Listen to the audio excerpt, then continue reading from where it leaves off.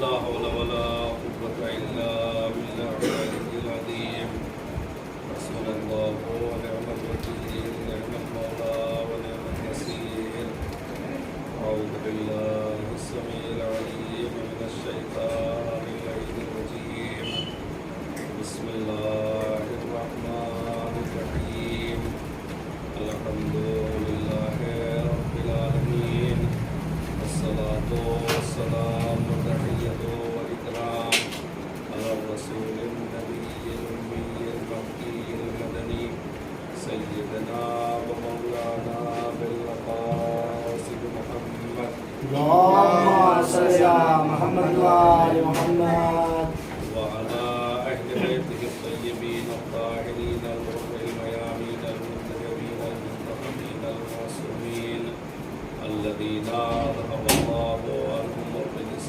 وطهرهم تطهيرا اللهم صل على محمد وآل محمد ولعنة الله على أعدائهم أجمعين من الآن إلى قيام يوم الدين أما بعد فقد قال الله سبحانه تبارك وتعالى في كتابه الحكيم وهو أصدق الصادقين وقوله الحق بسم الله الرحمن الرحيم إنما وليكم الله ورسوله والذين آمنوا الذين يقيمون الصلاة ويؤتون الزكاة وهم راكعون صباح اللهم صل على محمد وآل محمد قرآن حکیم کا 5واں سورہ سورہ مائدہ ہے۔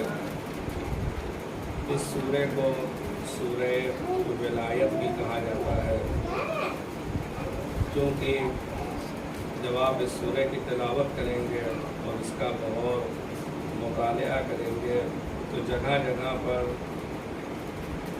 متعدد آیتوں میں مولا کائنات کی ولایت اور مولا کائنات کی خلافت اور آپ کی امامت کا تذکرہ موجود ہے۔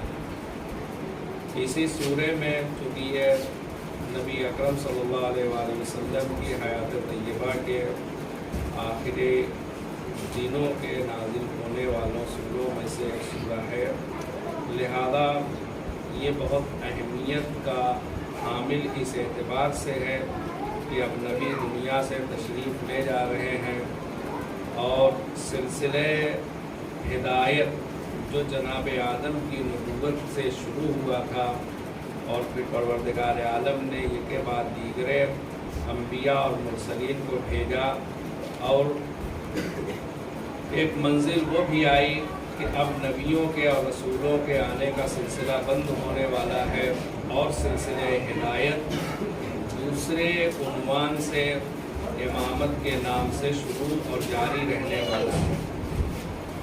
لہذا نبی اکرم کی زندگی کے ظاہری اختتام پر یہ ضروری تھا کہ امت کو اس ہادی اور رہنما سے روشناس کرا دیا جائے، امت کے سامنے اس ہادی اور رہنما کا تعارف کرا دیا جائے اور امت کو اس ہادی اور رہنما کو پہچنوا دیا جائے جسے الہی ولی کہا جاتا ہے، الہی نمائندہ کہا جاتا ہے اور پروردگار کا بنایا ہوا امام کہا جاتا ہے، اس لیے کہ سلسلہ ہدایت جو شروع ہوتا ہے تو اس سلسلہ ہدایت کے آغاز میں خداوند عالم ارشاد فرماتا ہے کہ اِنَّ عَلَيْنَا لَلْهُدَى وَإِنَّا لَنَا لَلْآخِرَةَ وَالْأُولَىٰ، ہدایت کی ذمہ داری ہمارے اوپر ہے اور دنیا اور آخرت کا اختیار بھی ہمارے ہی ہاتھوں میں ہے۔ تو جب ہدایت کی بات ہے تو ہادی معین کرنا یہ پروردگار عالم کا کام ہے۔ اگر نبی ہادی ہے تو خداوند عالم اسے بناتا ہے، اگر رسول ہادی ہے تو خداوند عالم اسے منصب رسالت عطا کرتا ہے، اگر اولو العزم پیغمبر ہادی ہے تو یہ خداوند عالم کا بنایا ہوا ہونا چاہیے۔ اب یہیں سے یہ بھی فیصلہ کر لینا چاہیے کہ اگر بعد نبی بھی ہمیں ہدایت اور ہادی کی ضرورت ہے تو یہ اختیار ہمیں حاصل نہیں ہے کہ ہم اپنی مرضی سے کسی کو ہادی بنا لیں، بلکہ ہمیں وہاں پر بھی انتظام اور انتظار کرنا چاہیے کہ پروردگار عالم ہمارے لیے کس کو میسر کرے۔ واہ واہ سبحان اللہ۔ اس لیے حیدری نعرے تلوار۔ اللہم صلی علی محمد وعلی اللہ سبحان اللہ۔ اور یہ اتنا اہم مسئلہ ہے ہادی اور رہنما کو معین کرنے کا کہ اس کا اختیار تو خداوند عالم نے اپنے بڑے بڑے نبیوں کو بھی نہیں دیا ہے۔ اگر کہیں وزیر کی اور معاون اور مددگار کی ضرورت پڑتی ہے، موسیٰ جیسے اولو العزم پیغمبر کو، جسے کلیم اللہ کہا جاتا ہے، جس کا شرف یہ بیان کیا جاتا ہے کہ خداوند عالم نے ان سے گفتگو کی، لیکن ایسے کلیم اللہ کو، ایسے پہنچے ہوئے نبی اور رسول اور اولو العزم پیغمبر کو اپنا جانشین معین کرنا پڑتا ہے، اپنی زندگی میں اپنا معاون اور مددگار معین کرنا پڑتا ہے، تو وہ یہ آ کے پروردگار کی بارگاہ میں نہیں کہتے ہیں کہ پروردگار یہ میرا بھائی ہے، میں نے اسے اپنا وزیر بنا لیا ہے، میں نے اسے اپنا مددگار بنا لیا ہے، بلکہ یہ جناب موسیٰ سمجھتے ہیں کہ جب جس نے مجھ کو نبی بنایا ہے اسی کی ذمہ داری ہے کہ وہ میرا وسیع اور بدیع بنائے، لہذا جناب موسیٰ نے اپنی درخواست رکھی ہے کہ یہ میرے بھائی ہیں، ان کو میرا وزیر بنا دے۔ واہ واہ سبحان اللہ۔ یا نبی اللہ، آپ تو اتنے پہنچے ہوئے نبی ہیں، رسول ہیں، اولو العزم پیغمبر ہیں، اللہ سے گفتگو کر چکے ہیں، آپ خود ہی بنا لیجئے۔ تو ایک مرتبہ موسیٰ جواب دیں گے، اے نادان، تجھے نہیں معلوم یہ ہدایت کا مسئلہ ہے، یہ رہنمائی کا مسئلہ ہے، یہ نبی کے معاون اور مددگار بننے کا مسئلہ ہے۔ اگر میرا ذاتی مسئلہ ہوتا تو یہ تو میرا بھائی ہے، یہ تو میرا بھائی ہے ہی ہے، لیکن بات یہاں پہ وزارت و وصایت و مددگار اور نصرت کی ہے، لہذا میں خدا کی بارگاہ میں اپنی درخواست رکھوں گا اور اس کے حکم کا انتظار کروں گا، تب خداوند عالم نبی اکرم نبی کے لیے اس کا وزیر اور جانشین معین کرتا ہے۔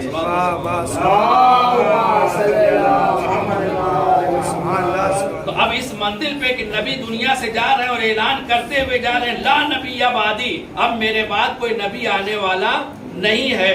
تو یا نبی اللہ، آپ دنیا سے جا رہے ہیں تو جو سلسلہ خداوند عالم نے شروع کیا تھا ہدایت کا، کیا اب دنیا میں گمراہ ہونے والوں کی تعداد نہیں بچے گی؟ اب کوئی دنیا میں گمراہ کرنے والا نہیں ہے؟ جو آپ جا رہے ہیں ہادی کے عنوان سے، تو ہمیں قرآن کے صفحات پلٹے تو ہمیں دیکھنے کو ملا کہ ایک شخص ہے جسے پروردگار نے کہا تھا کہ فرشتوں کے ساتھ مل کے آدم کا سجدہ کرنا، اب اس کے بعد اس نے سجدے سے انکار کر دیا، سجدے سے انکار کیا، پروردگار نے کہا کہ میری بارگاہ سے نکل جا، جناب آدم کا سجدہ نہیں کیا، پروردگار نے اسے بارگاہ سے نکال دیا، لیکن ابلیس ہے، سمجھدار بھی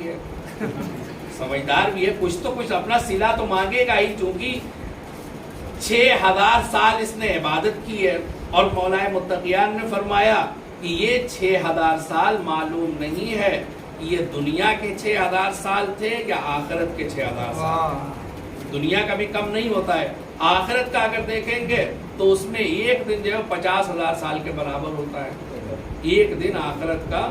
تو اب یہ نہیں معلوم، لیکن مولا کائنات نے ہمیں، یعنی مولا کائنات کو پتا تھا کہ اس نے دنیا والے سے کیا ہے یا آخرت والے سے کیا ہے، لیکن ہمیں جو ہے وہ تشویش میں چھوڑ دیا ہے۔ صلوات پڑھتے محمد والے،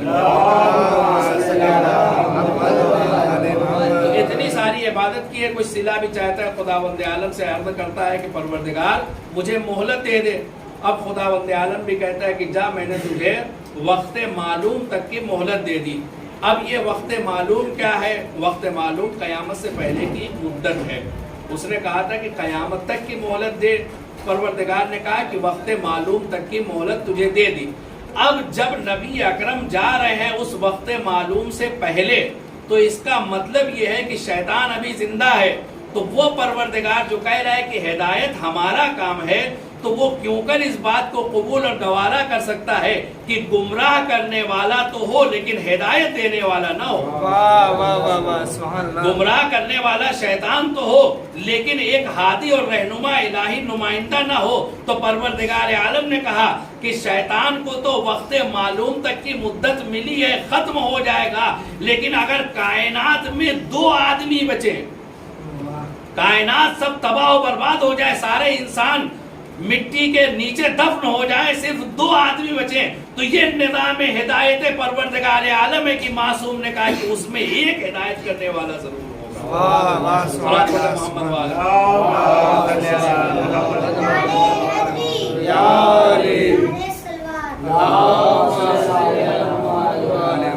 ہم جا رہے ہیں دنیا سے، تو ہدایت کرنے والے کو معین کر کے جانا پڑے گا جو الہی نمائندہ ہوتا ہے۔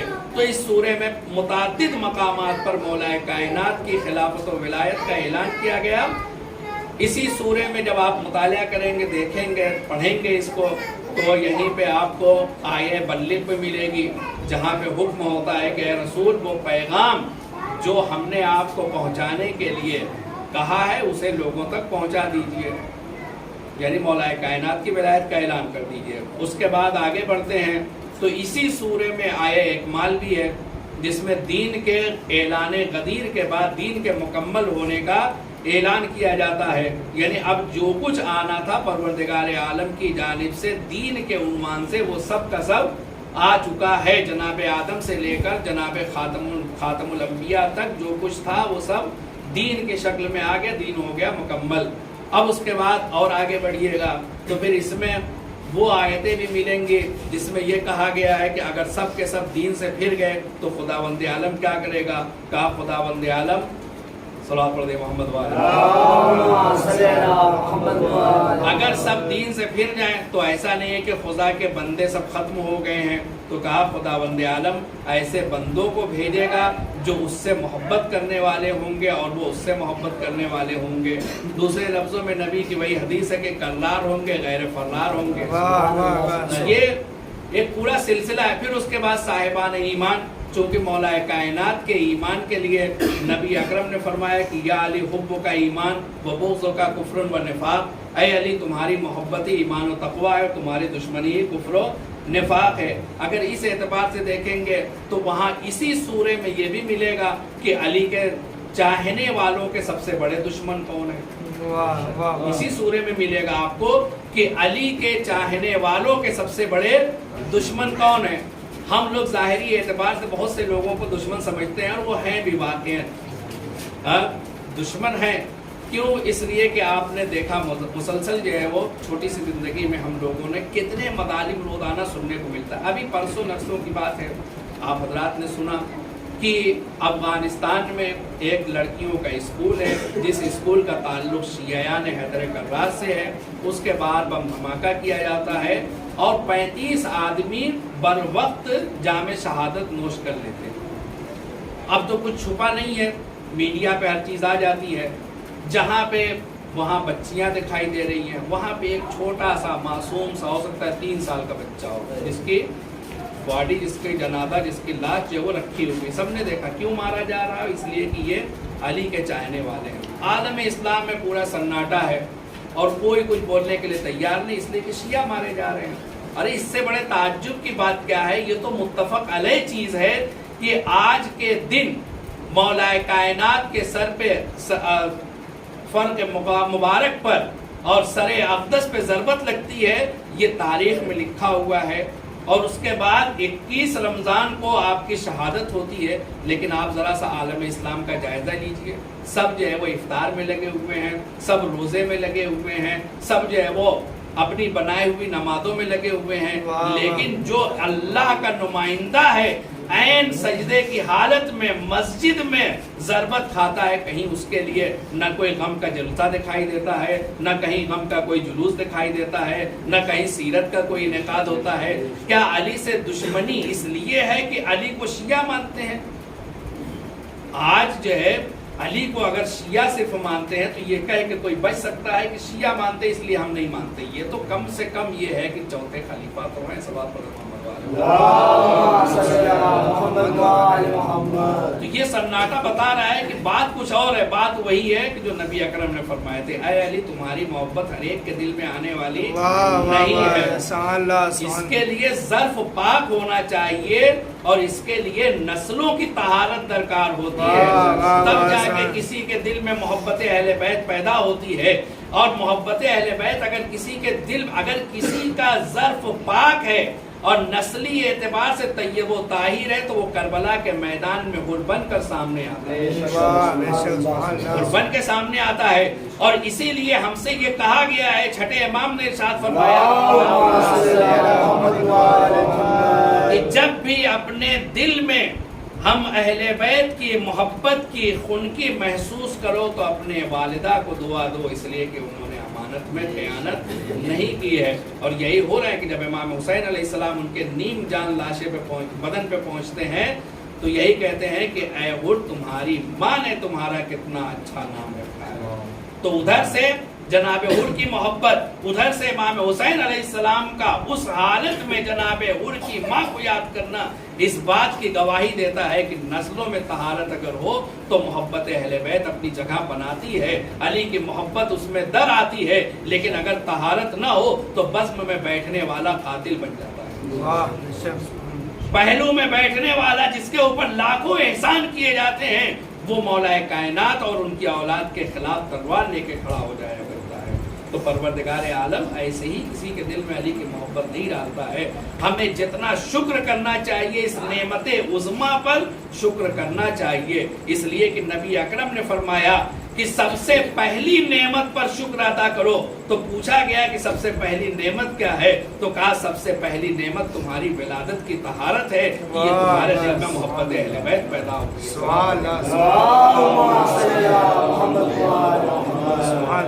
अब ये मौलाए कायनात को ये तमाम इस सूरे में तमाम चीजों का जिक्र है, वो असली दुश्मन की बात बता रहे थे। तो कुरान मजीद ने इसी सूरे में फरमाया लतजदन्ना अशद्दन्नासि अदावतन लिल्लज़ीना आमनुल यहूद, कि आप अगर देखेंगे यकीन बिल यानी जरूर बिल जरूर यकीनन कतई तौर पर 100% अगर कोई साहिबान ईमान का दुश्मन है सबसे बड़ा और सबसे शदीद दुश्मन तो वो यहूदी है। किसके? साहिबान ईमान के। अभी साहिबान ईमान की तफसीर की गई कि साहिब ईमान उसे कहते हैं जो अली का मुहिब होता है, अली का चाहने वाला होता है, अली का मानने वाला होता है। तो अब हम तारीख मौजूदा तारीख का भी अगर मुतालिया करें और देखें तो इस वक्त जो सबसे बड़ी दुश्मनी अगर किसी के दिल में साहिबान ईमान की अली वालों की पाई जाती है तो वो यहूदी है जो बनी इसराइल और इसराइल के नाम से पहचाने जाते हैं। आप इतने हल्के में इसको न लीजिए, इसलिए कि आप जहां पे एक तरफ 50 से ज्यादा आलम इस्लाम की हुकूमतों को देख रहे हैं, सब एक एक करके घुटना टेक दे रहे हैं, लेकिन एक मर्द मुजाहिद है, एक मुल्क है जो अकेला डटा हुआ है, रुका हुआ है कि दुनिया इधर की उधर हो जाए, कभी गासिब मालिक नहीं बन सकता है। गासिब गासिब ही रहेगा, मालिक मालिक ही रहेगा। तो फिलिस्तीन के लोग चाहे दूसरे मुल्कों में निकाल कर आवारा और भगा दिए गए हों, लेकिन कोई उनके मुल्क पे कब्जा करने वाला, उनके घर पर कब्जा करने वाला मालिक नहीं बन जाता है। पूरा आलम इस्लाम आज एक सब में खड़ा हुआ है कि उसे रस्मियत दे और उसे कानूनी मुल्क माने, लेकिन यहाँ के छोटे छोटे बच्चे ये कहते हुए नजर आते हैं ये इसराइल है क्या कि हम उसे मुल्क तस्लीम करें। ये हम उसे तस्लीम करने के क्यों? इसलिए कि ये अली वाले हैं जो डटे हुए हैं और रुके हुए हैं, और सबने देख लिया इस 2 साल के अरसे में कि अली की मोहब्बत वो जात, वो बुलंदी, उस बुलंदी का नाम है कि जिसके दिल में पैदा हो जाती है, कभी सर झुकाने की इजाजत नहीं देती। आप हजरात अगर अली की मोहब्बत और रिश्ते को देखिएगा तो एक मारा जाने वाला या 2 मारे जाने वाले इराक की सरजमीन पे मारे जाते हैं, लेकिन गम कहाँ मनाया जाता है? हिंदुस्तान की गली गली में गम मनाया जाता है, हिंदुस्तान के मोहल्ले मोहल्ले में गम मनाया जाता है, हिंदुस्तान के घर घर में गम मनाया जाता है। क्या आप सिर्फ हिंदुस्तान की बात करते हैं? आप मीडिया उठाकर देखिए, दुनिया के गोशे गोशे में गम मनाया गया। किसका? शहीद कासिम सुलेमानी का गम मनाया गया, अबू मुहंदिस अबू महदी का गम मनाया गया। क्यों गम मनाया गया? हमारे क्या रिश्तेदार थे? क्या हमारे नातेदार थे? क्या उन्होंने हमारे ऊपर कोई एहसान किया था? क्या उन्होंने हमें जुल्म से बचाया था? कहा नहीं, हमारा कुछ भी नहीं किया था, लेकिन वो हमारे बरादर दीनी थे। वो अली का शेर था, वो अली का नुमाइंदा था।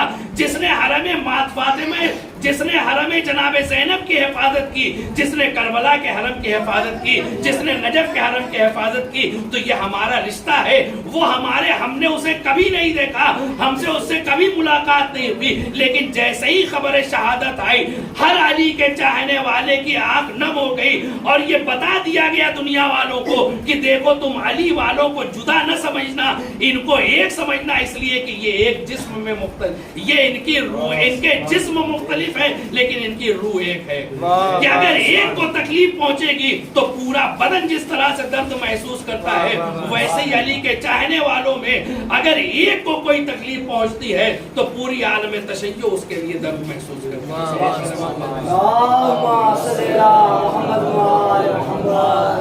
है। ये अली की मोहब्बत है। और उसके बाद इसी मोहब्बत को अब दुनिया ने मुख्तलिफ तरीके से इसको छीनने की कोशिश की।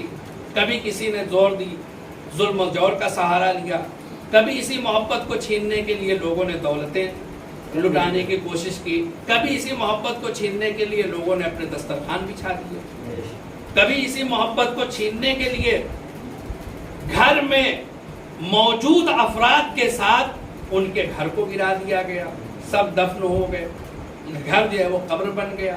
ये सारी कोशिशें होती रही और होती रही हैं और उसके बाद ये न समझिएगा कि खत्म होने वाली हैं, बल्कि होती रहेंगी। इसलिए कि मौलाए कायनात ने इरशाद फरमाया है कि लो अहब्बनी जबलुन लतहाफत, कि अगर पहाड़ भी मुझसे मोहब्बत करेगा तो वो चकनाचूर हो जाएगा।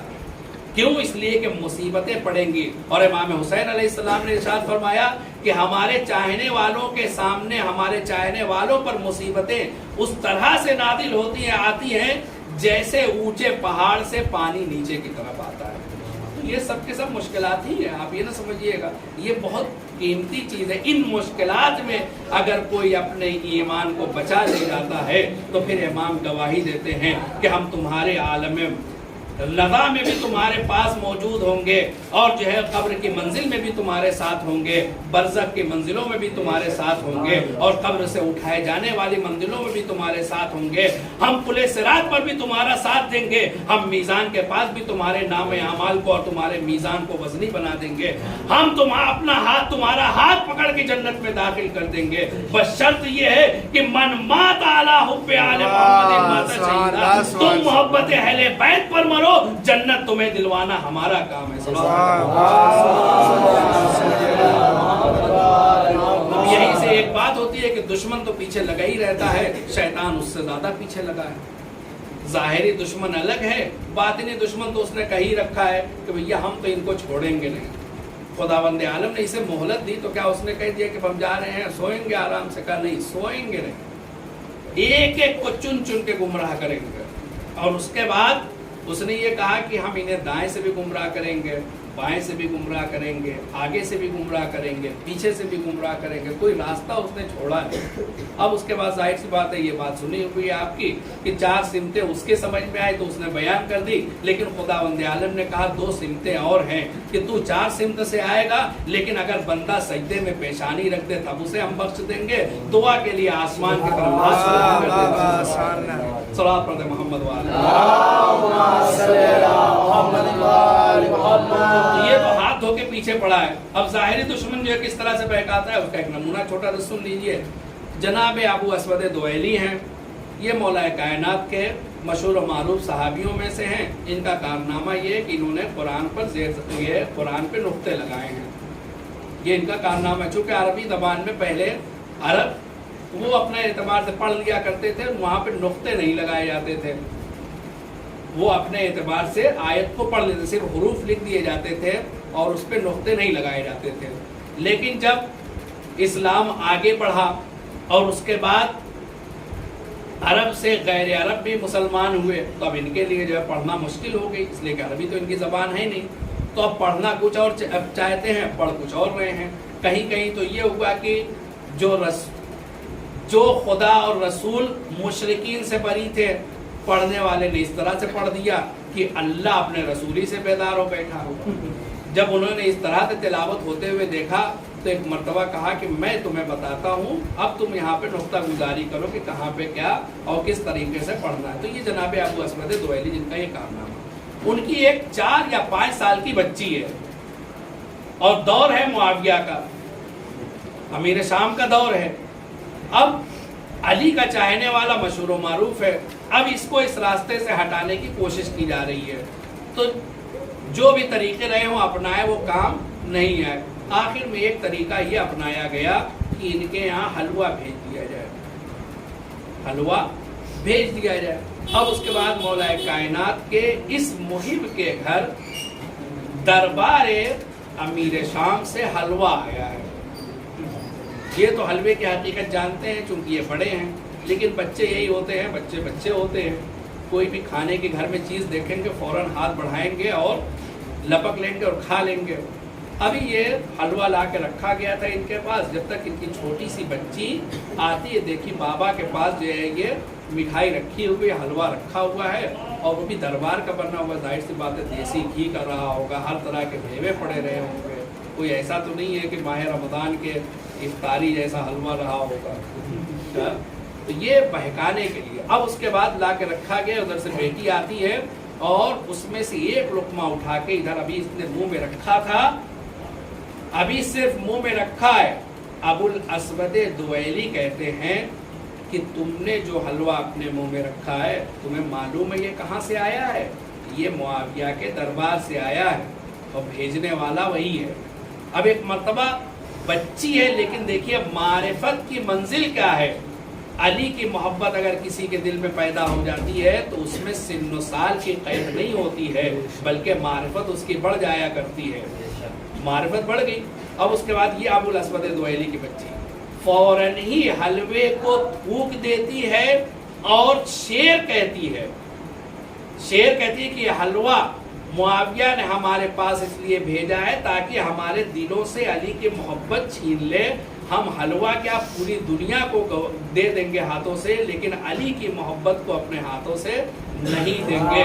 یہ تاریخ نے بتا دیا کہ دیکھو دشمن مختلف طریقوں سے آتا ہے تمہیں بہکانے کے لیے، اب تمہاری ذمہ داری ہے کہ تم اپنے ایمان کو کیسے بچا لیں۔ واہ واہ سبحان اللہ۔ یہ حلوہ ہی کیوں بھیجا، کچھ اور کیوں نہیں بھیجا؟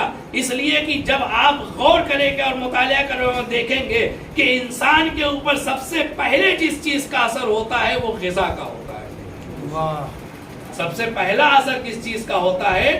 وہ کھانے کا ہوتا ہے۔ اس لیے کہ کھانا اگر حلال ہے تو انسان کی روح پرواز کرتی ہے، پاک اور پاکیزہ ہوتی ہے۔ اگر غذا ناپاک ہے تو اس سے روح میں قدورت پیدا ہوتی ہے اور گناہ کے اسباب فراہم ہوتے ہیں۔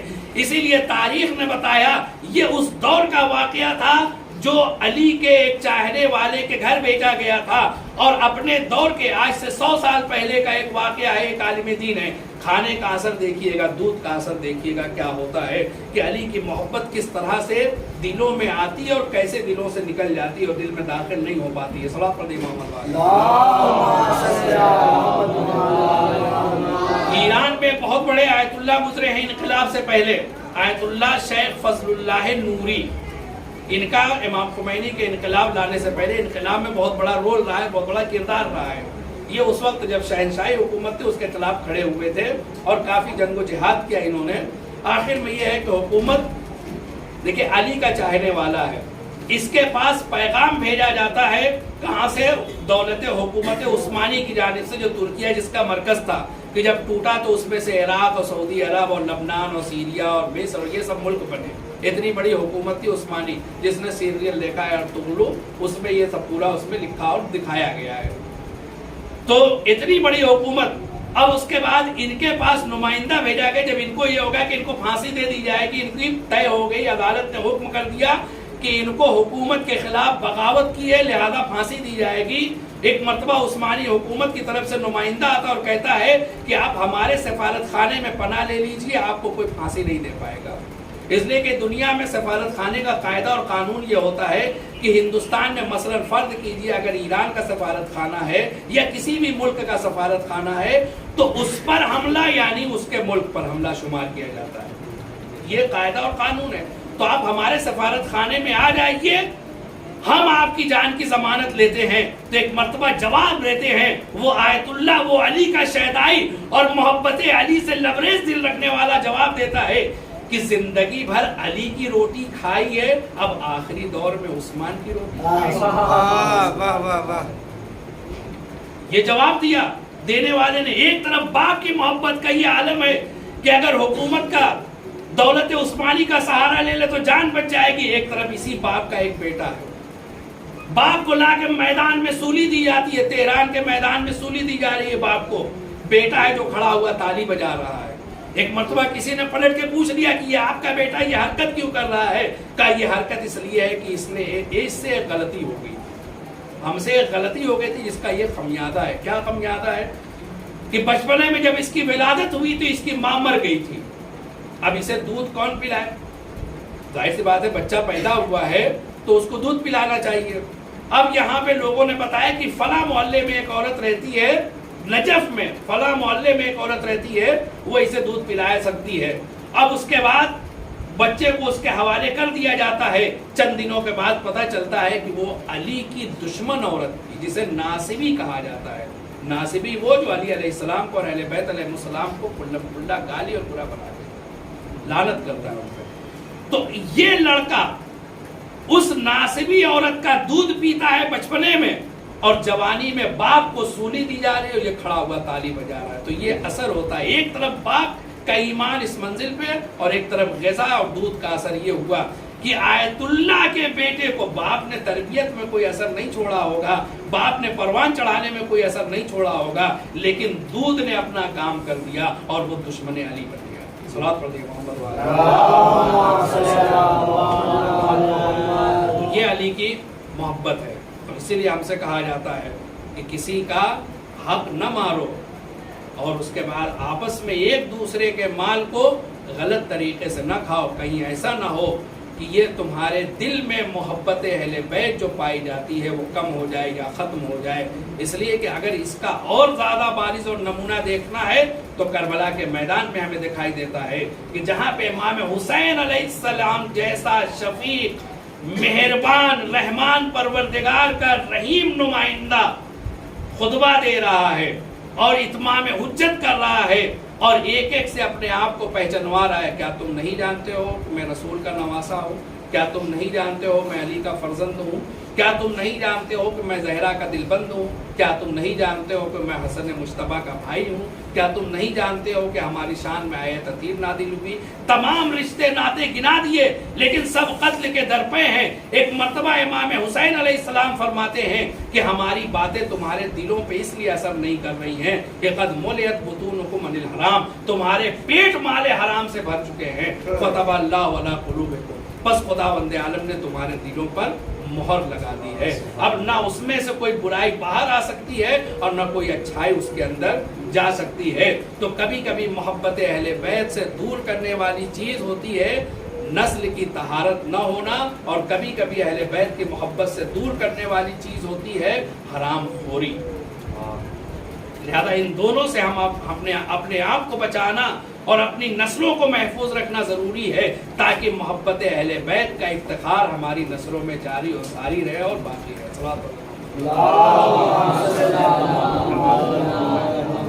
یہ ساری زحمتیں، یہ ساری مشقتیں، یہ ساری اذیتیں برداشت کرنا ایک عام انسان جس کو معلوم نہ ہو کہ اس کا مرتبہ کیا ہے، اس کی منزلت کیا ہے، اس کا وقار کیا ہے، اس کی عظمت کیا ہے، اس کا احترام کیا ہے، وہ کس پائے کا ہے، بہت آسان ہے۔ لیکن ایک ایسی شخصیت کے لیے جس کے بارے میں یہ معلوم ہو کہ یہ دنیاوی مخلوقات میں سے، جسم کے اعتبار سے دنیاوی مخلوقات میں سے تھے، لیکن یہ وہ انوار تھے، وہ اشباح تھے جو عرش کے گرد پروردگار عالم کا طواف کرنے والے تھے، یہ وہ تھے جو ملائکہ کو تسبیح و تہلیل سکھانے والے تھے، یہ وہ تھے جو نبیوں کی مدد کرنے والے تھے۔ پروردگار عالم نے ان کو ان کی مرضی سے زمین پر ہماری ہدایت کے لیے بھیجا ہے۔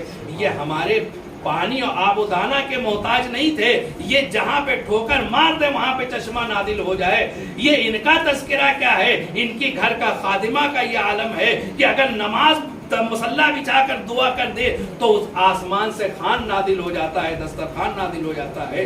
لیکن یہ سب زحمتیں برداشت کر رہے ہیں تاکہ امت کے لیے نمائندہ بن سکے, امت کے لیے ہادی بن سکے, امت کے لیے نمونہ عمل بن سکے. لو عزادارو, بس میں نے اپنے بیان کو مکمل کیا. ہم سب اس کے غم میں بیٹھے ہوئے ہیں جسے اول مظلوم عالم کہا جاتا ہے.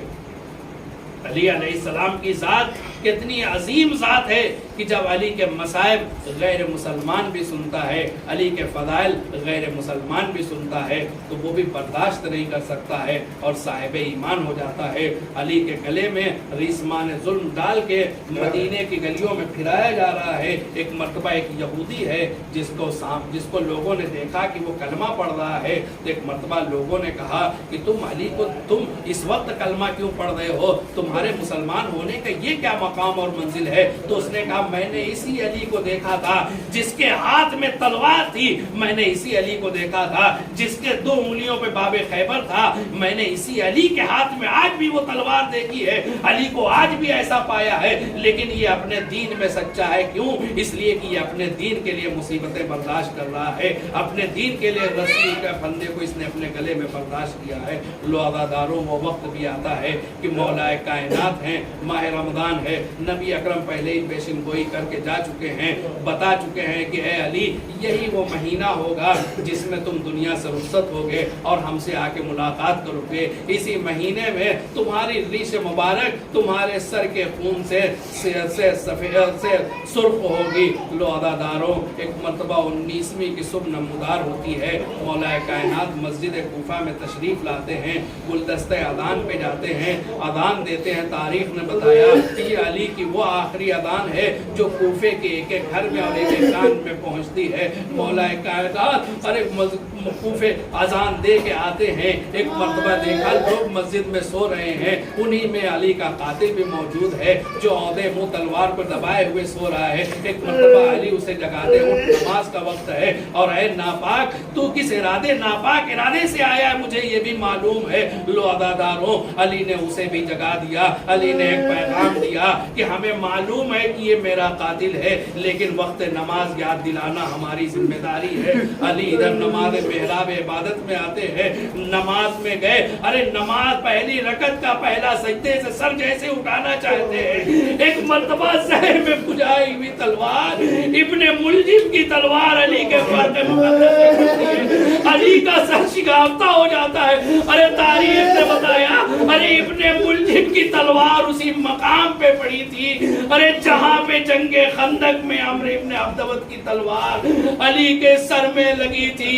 ایک مرتبہ محراب عبادت میں پچاڑے مارنا شروع کر دیتے ہیں.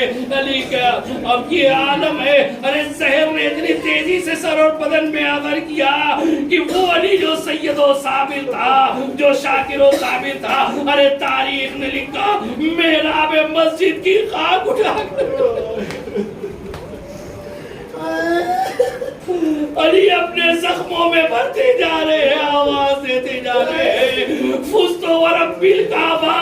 ارے ادھر سے علی کے فزت ورب الکعبہ کی آواز بلند ہوئی, ادھر کوفے میں ایک آواز بلند ہوئی, لقد تہدمت واللہ ارکان الہدی. اے کوفے والوں کیا سو رہے ہو, ارے ہدایت کا ستون منہدم ہو گیا, ارے نبی کے داماد کو قتل کر دیا گیا. لو عزاداروں, ارے دوڑ کے حسن و حسین قریب آئے, اصحاب قریب آتے ہیں مولا کائنات کے, ارے قاتل کو بھی لایا جاتا ہے. ایسا عادل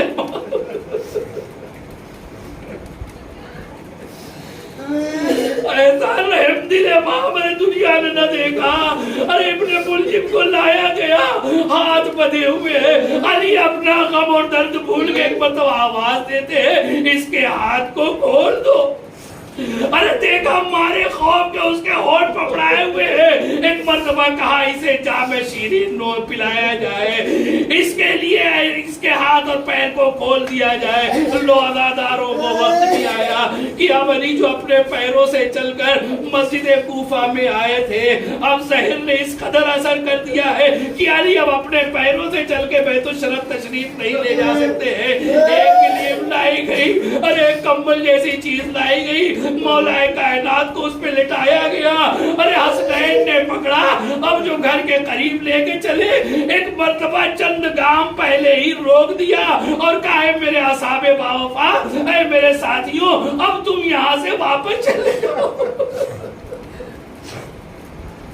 अब तुम यहाँ से वापस चले जाओ, इसलिए कि अब मैं अपने पैरों से चलकर अपने घर जाऊंगा और मुझे इस हालत में देखकर ज़ैनब उम्मे कुलसूम अपने गिरियाजारी को रोक न सकेंगी। अरे मुझे गवारा नहीं है कि उनकी आवाज ना मेरे के कानों में पहुंच जाए। मैं हाथों को जोड़ दूंगा अली, आपने ज़ैनब उम्मे कुलसूम की आवाज के पर्दे का बड़ा ख्याल रखा, लेकिन सरासर 61 हिजरी के कूफे पे आकर देखिए, अरे यही आपकी बच्चियां हैं। अरे जो आवाज देने वाला आवाज दे रहा है, इन्हें पहचानो। अरे ये अली की बेटियां हैं, ये ज़ैनब उम्मे कुलसूम है, ये सकीना और रबाब है। लो अदादारो, अरे ताबूत आपके सामने मौलाए कायनात का रखा हुआ है। अली ने किस कर्ब आज़ियत के आलम में ये दिन गुजारे हैं। बस आखिरी फिक्रा, एक मर्तबा अली के चाहने वाले हैं जो मिल कर आते हैं कि चलते हैं अपने मौला का आखिरी दीदार कर ले। एक मर्तबा आकर घर के बाहर बैठ जाते हैं, अता सदाए गिरिया बुलंद होती है। इमाम हसन अलैहिस्सलाम बैतुल शरफ से तशरीफ लाते हैं और कहते हैं ऐ अली पर रोने वालों, अब अपने अपने घरों को वापस चले जाओ। अब मेरे बाप में इतनी सकत नहीं है कि वो किसी से मुलाकात कर सके।